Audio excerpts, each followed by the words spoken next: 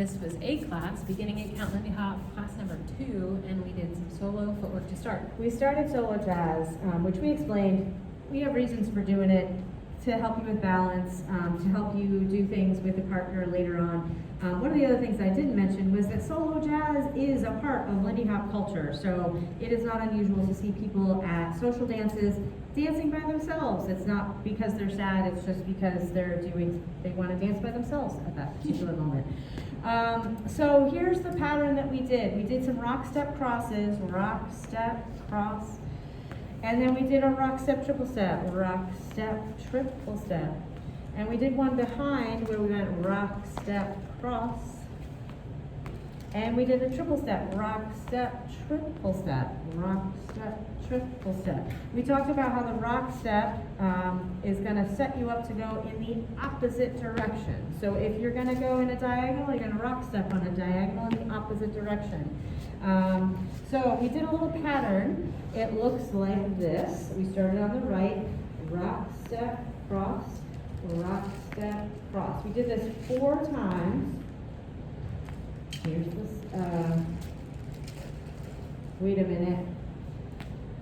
3, 4, 5, 6, 7, 8. 1, 2, 3, 4. Yes, then we switched to triple steps. So 1, 2, triple step. 1, 2, triple step. Here's the 3rd time. Here's the 4th time. Then we went behind. Single step. Rock, step, cross. Rock, step, cross. And rock, step, cross. Then we did a triple step behind. A rock, step, triple step, rock, step, triple step, and rock, step, step. I didn't show you that this week, but next week we're going to change that last one. Instead of doing a triple step, we're going to do rock, step, step to get ready for the next thing. So if you're practicing this week, don't do that last triple step. Just take 1 step. All right, then we added on some new patterns tonight. So same footwork we've been working on, slightly different pattern. First one we did, maybe we'll do it from the side, is called the follow in front. We also took this front hand. So for this we said, leads palm to the sky, follows, point your fingers towards your lead, drop it in low and relaxed. We did this, a 1, 2, 3, and 4, 5, 6, 7. A 1, 2, 3, 4, 5, 6, 7, 8. So for the follow in front, couple of things. First of all, we're giving this nice rock step to our follows. It feels kind of like that rotational rock step of the flip-flop. Largely, it's going to feel like the same to the follow as the flip-flop at first. So a 1, 2, 3, and 4. Here, I'm going to as a lead slide to the side of my partner's back rather than all the way in the middle because I want to give her space so we have some space between us. And I'm sliding my hand down as well. She's not reaching up. Follows, you're going to keep your momentum going down the line, so we end up having this moment here where we have a little stretch with our partner. And that stretch moment is what's going to eventually bring your partner back to your side. So it looks like this. 1, 2, 3, and 4. We stretch, and that little stretchy feeling, kind of like a slingshot or rubber band, sends Jen right back to my side. Then we added on a new pattern, and again, same footwork, but we're going to continue the follows momentum down the line. 1, 2, 3, and 4. Walk, walk, leads, triple to your partner's side. Remember the other way. Rock, step, triple, a walk, walk, a triple to Jen's side. So this is good to practice these 2 different things together. We call this the promenade, where we took a walk down the line, or the follow in front, because it encourages practice from the follows moving down the line. Couple notes about that. So here, if I want to catch Jen leads, a couple leads we're struggling with this at the end of class.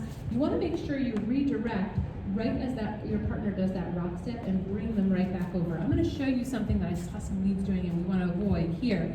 So I want leads going like this, and you're going to let your partner take a second step there. If you take this left foot and kind of move it off the ground and lean towards your partner. Instead, keep steady and just think about doing this step here and bringing them right back. So this step here, bringing them back, not giving them too much leeway to keep going. If you want them to keep going, no, follows, we're going to keep moving down the line. Boom, da, da, dee, da. We gave the advice to the follows that you can just always expect that it's going to be a promenade down the line. If you're going to be caught and redirected, it will be a surprise, but your energy will be going in the right direction, which is down the line of travel. Need to add to those? You can mix up what you learned last week and this week. So for example, we have forward and back. We have the flip flop. We have the follow in front. We have the follow goes down the line, promenade, boom, da, da, ti, da, etc. Just you go back through and practice going between those different patterns so you can practice your leading and your follow. We did talk about quite a bit trying to keep our steps pretty small. That's a good rule of thumb all the time, but especially when you're trying to deal with floorcraft when there's a lot of people around you, and we want to not crash. So taking giant steps just is not feasible in that kind of a case, but it's great to practice with small steps all the time. Mm-hmm. That's great. That's it. Good job, Snake, you guys.